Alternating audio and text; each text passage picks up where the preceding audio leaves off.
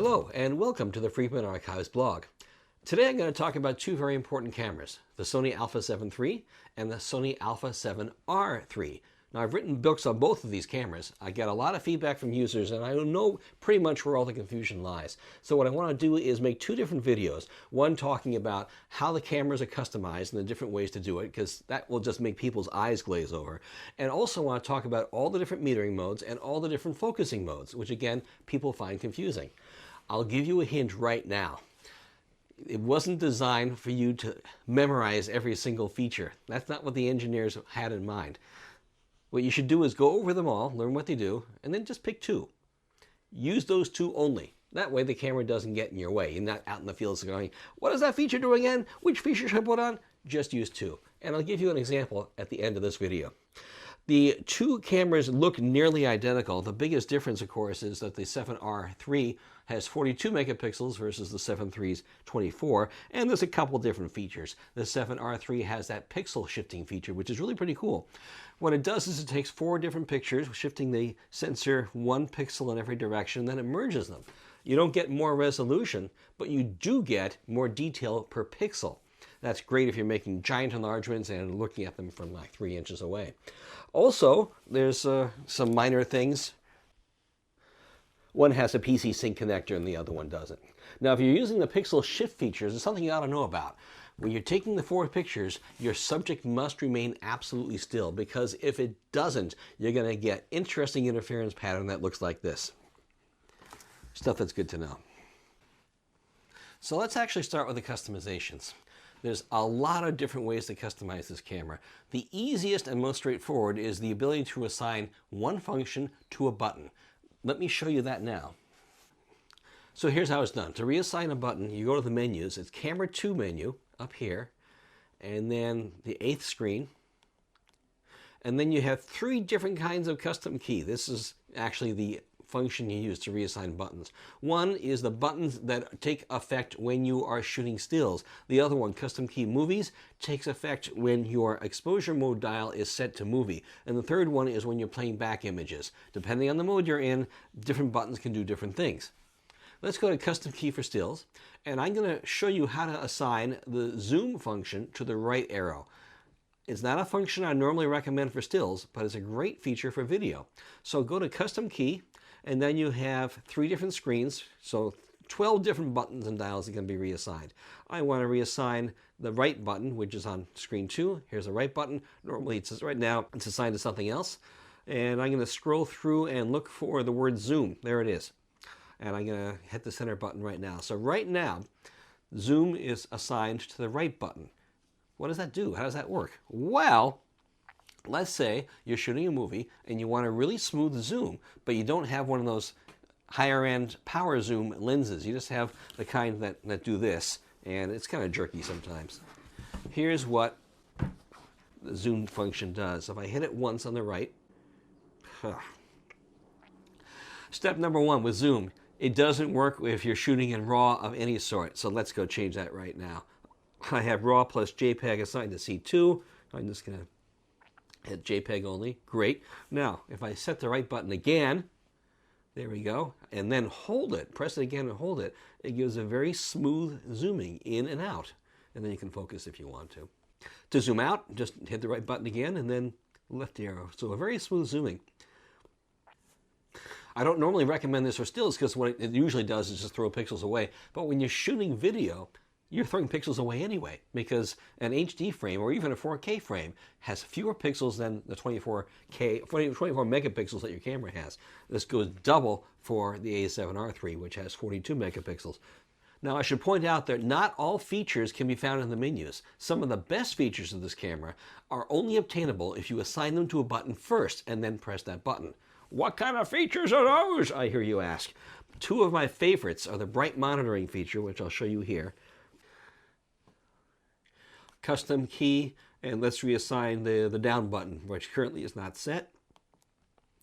And I'm going to set it to something called bright monitoring, which is down here. Not available in a menu, but you have to assign it to a button first. What does that do? It's great if you're doing astrophotography or any other kind of nighttime where it's actually too dark to focus. What this does is slowly oversample the image. So your camera has to be on a tripod. It gathers light for a long period of time and makes the image brighter, enough for you to compose, and in some cases even focus properly. That's great. Can't get it from a menu. The other one, my favorite, is the flash exposure lock, which works just like AEL, auto exposure lock, except it does it for flash. And that's over here. Yeah, flash exposure lock toggle, which essentially means it'll do a pre-flash and lock the exposure, then you can recompose and shoot. And that's for situations where your subject's kind of way off to the side. You'll be able to get an accurate exposure that way. So that's how you assign one button per function. Now, what if you were a sports shooter and you wanted to go and recall a whole bunch of different configurations all in one button press? Can you do that? The answer is yes. It's a new feature here called Register Custom Shoot Set, and you can get to it by, there it is, Camera 1, Menu Item 4. Now here the camera can give you 3 different collections of configurations. Let's configure the first one. So inside here there's actually 10 different variables that we can change. ISO, shutter speed, focus area, autofocus settings, things like that. Notice that these 2 are grayed out if you can't change it. If your shoot mode is programmed, you can't do it. But if you were to change your shooting mode to shutter priority, which you would do if you were a sports shooter, then all of a sudden aperture is grayed out, but you can change your shutter speed. You can change single shooting, you can go to continuous shooting or bracketing. Exposure compensation, ISO, things like that. So you can have a whole collection of 10 different variables all assigned to this. AF on, what else can I do to make it unique? Let's say the ISO is just 50. You're really shooting outdoors on a bright day. Great. So those are the things I want to set. I go down to register, I hit the center button, and there it is. Now that that's been configured, now we have to assign it to a button to allow it to be recalled at a moment's notice. So let's do that now. So, camera 2, screen 8, custom key. Let's do the custom button 4, the trash can button. And on screen 2, you can find here, recall custom hold 1, 2, and 3. These are the 3 slots that we were allowed to configure earlier. We configured slot number 1, so let's assign that to C4. Great. Now, and then it gives you the screen again so you can go configure it again. Hit register. And there we go. So now out in the field, normally I'll be in program mode like that. And I want to be able to shoot sports mode. Notice my ISO is set to auto. My shutter speed is 125th. But if I hit C4, right now it instantly changes to ISO 50 and a 250th. And I could have set that one higher in the configuration menu if I wanted to. One button can instantly change 10 different variables. Pretty good. What if you want to be able to recall and store more than that? Well, it's okay. The A7 III has you covered. There are 6 different memory slots where you can store all sorts of things. On the A7R III, there's 7. And the difference here is, if you look, here you got number 1 and number 2 on the exposure mode dial. Those are memory locations inside the camera. The A7R III gives you 3. So that means this one has a total of 7 memory slots. 3 in the camera and 4 on the memory card. And the A7 III has a total of 6. 2 in the camera and 4 on the memory card. Why is it handy to actually store all these variables on the memory card? They all vaporize if you format it. And the answer is, I don't know. I only use the ones that are in camera. Basically, in order to be able to do that, you have the memory function, which you can reach by camera 1, screen 3, and then you have camera 1, camera 2 memory.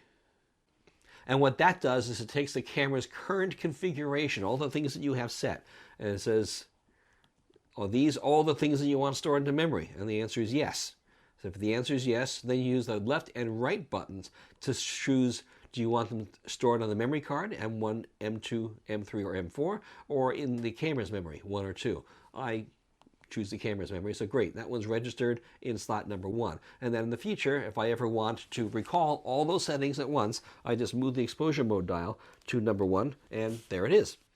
It's even telling you which one's being recalled, and if you forget what you've stored, just scroll down a little bit, and it's showing you what's being recalled.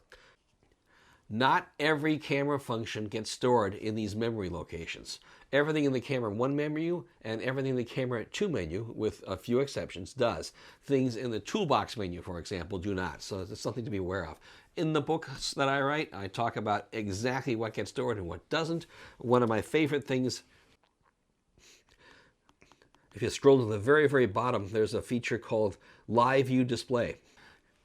In the book, I explain what this does, but it's essentially for people who are shooting in the studio with dumb radio triggers, and the camera has no idea using a flash.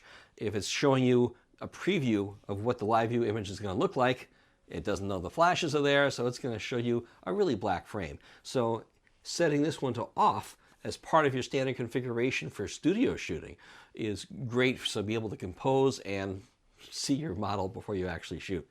So those are the different ways you can configure the camera. In the next video, I'm going to talk about the most common questions I hear about metering modes and focus modes. People getting confused, people don't understand which one to choose. I'll set you straight. Come on back.